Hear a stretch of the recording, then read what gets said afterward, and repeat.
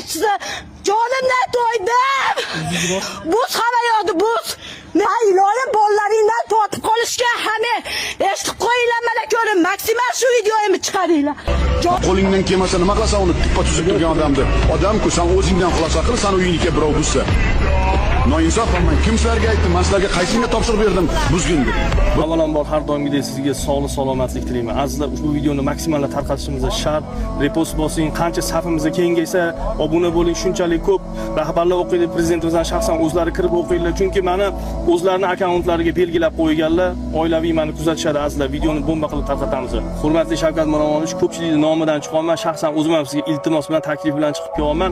Endi men qo'limga kelgan videolarni bu xalq norozi, uyi buzilayotgan odamlarning videolari kelgan nihoyatda uyatsiz gaplar bilan, qo'rqinchli so'zlar bilan videolar tashab qo'ying deb yotibdi. Men bularni qo'ya olmayman, chunki sizga men murojaat qilib qo'yaman.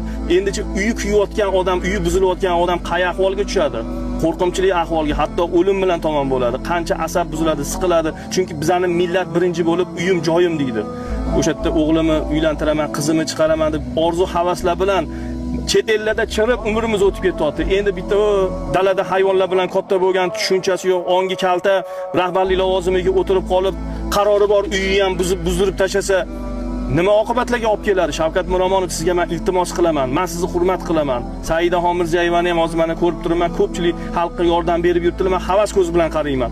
Shaxsan o'zingiz bu narsalarni inspeksiya tayinlab, maxsus inspeksiya yo'nalishi ochib, bu noqonuniy buzayotgan bu rahbarlarni olib borib o'zlarini qamash kerak, o'zlarining uyini buzib tashlash kerak. Chunki ayrimlarini haromdan qurgan, davlatda talon-taroj qilib, shu qora xalqni ko'zini yopib qo'yib, itarib pulini olib qurganlar qanchasini men ko'rib turibman. Bitta baxt bo'lmaydi. O'zlari rak kasali bo'lib o'ladi. Yo bo'lmasa umrida ham, rizqida ham baraka bo'lmasa, Xudo bir shunaqa bir balo beradi, o'zi hamma narsani kuni bor. Bu narsalarni tushunib yetmayapti. Ko'z och, nazari och. Nima bo'lsa ham o'ziga yaxshi bo'lsa bo'ldi dedi. Yo'q, birovga yaxshilikni ravo ko'rsang, Xudo ko'rib turibdi, uni ham senga shuni albatta qaytaradi. Men nima demoqchiman sizga, Shavkat Miromonovich? Hech kimning uyi buzilmasin, o'zingiz nazoratga oling shuni. Men O'zbekistonga Xudo xolisa boraman, yaqin atroflarda siz bilan ko'rishaman degan umiddaman. Sizni men hurmat qilaman. Menga bosh vazir o'rinbosarlik lavozimini bering, Shavkat Miromonovich. Amerikadan ko'chatdan olib borib ekaman, gullattiraman.